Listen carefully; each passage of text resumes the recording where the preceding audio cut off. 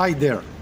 It's time to summarize the main findings of Gerard Diamond in his book, Guns, Germs, and Steel, that concerns us.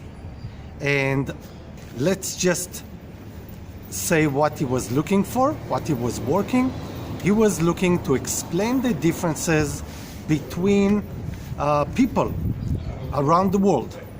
And he ended up with 4 findings that predetermined in long-term history who will succeed and who will not. And that is 1, the intercontinental differences, meaning who has a better beginning of developing the chances to develop better agriculture, and what he finds that actually there are huge differences, and what we used to see as a great chance of having agriculture in the tropics, including Africa, is really not so. Europe and Asia actually has a much better chance of developing agriculture. So that already creates a huge starting point that is different between the different continents. Now, why is it important to develop agriculture? That is because agriculture is the first time that mankind is able to produce surplus of food. And later we also learn how to accumulate it.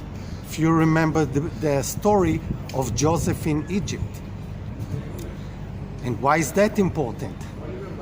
Because as long as human beings are hunters and gatherers, we cannot support ourselves or others that are experts.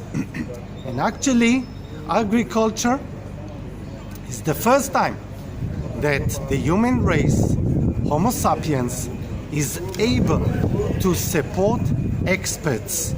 For example, you are experts. I'm an expert. We don't work in the field today, okay? Because we are experts. Very few people are farmers today, at least in the developed countries. So, once we have experts, we can develop much faster. This is one. Another thing that agriculture enables us is to have a larger population, because now we produce much more food than individual need. So we can support a larger population. A larger population can support a larger army. It's not only today. It is true for thousands of years ago. When you had a larger army, even if you didn't have better technology or a better political ability, you were still able to have an advantage. So this is the intercontinental. It is all about food production. Then the second one difference is the intracontinental. Not all continents are made the same. And here, what is important, and this is really interesting, is whether the continent is going north to south or east to west. Okay, that is a huge difference. And what he shows again, that Europe and Asia, which he looks as one unit, one continent, is going east to west, meaning the climate is very much the same, unlike a continent like America that is going, or Africa, north to south or south to north. And then the climate is changing. That is critical to the ability of people to move from one place to another, and also for innovation to move. Innovation has a lot to do with the climate. So this is the second criteria. The third criteria is actually the ability to expand between continents. Again, if you are closer to other continents, such as Europe and Asia to Africa, for example, then you have a better chance. If you are very far away, for example, Antarctica or Australia, your chances of moving to other continents are far less. The fourth one is the size of the land and of population. And basically, the greater the land is and the population, the greater your chance to evolve faster and better. When we are looking on Asia and Europe as one unit, this is the greatest land. And also the population. We can see from thousands of years ago, it is not by coincidence that the population of China and Europe were very big. So this is the fourth one. I would like to add two more things which he is talking about, and I would like to emphasize. One is innovation. Innovation, most of it, all the time, and it will continue to be so, is coming not within the country or a tribe, but it is coming from the outside. Always.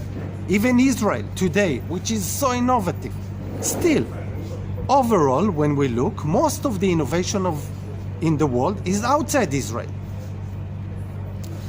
And that has to do a lot with the size of population overall and how good the information is moving from one group of people to another one.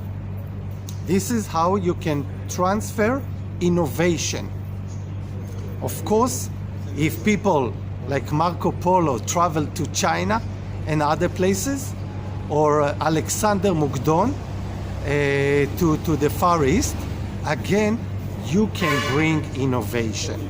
So innovation is critical to development, and most of the innovation is coming from the outside. Another thing that we can find in this book, but is not emphasized because Jared Diamond was not looking for it, is the concept of package. If you want to make a change, to bring a change, it's not enough to have one thing that you are bringing, no matter how innovative it is. It has to come in a package. From that reason, we see some changes that actually started in China, but from different reasons stopped and continue much faster in Europe, because in that time Europe was more suitable to accept that change into a package of changes already taking place in Europe. For example, Jared Diamond gave the example of a fleet of boats that are ready to explore the world. Actually, China was more advanced, but at a certain point, because of one reason, it stopped. And here we come to the Anna Karenina principle. You know, it's not enough that you have many things, and even very good. You need the entire package to be ready, available, and moving. One thing, only one thing that is not working well according to the package, and everything stop. So the package is what we will continue from here to the next chapters. Very, very important concept. Bye bye from Ghana, Africa.